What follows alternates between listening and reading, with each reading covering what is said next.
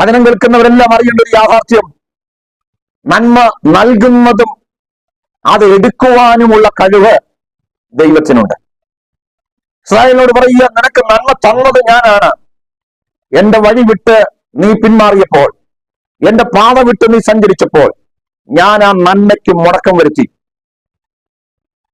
പ്രിയപ്പെട്ടവരെ, ദൈവം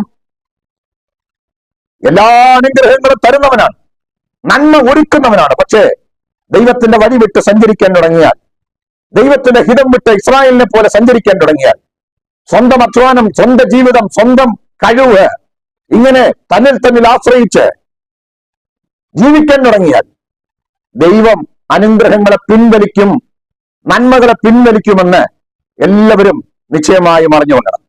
ദൈവം പറയുകയാണ്, ഞാൻ എന്റെ അനുഗ്രഹങ്ങളെ പിൻവലിച്ചു. അവ വഴി തുറക്കുന്നവനും അടയ്ക്കുന്നവനും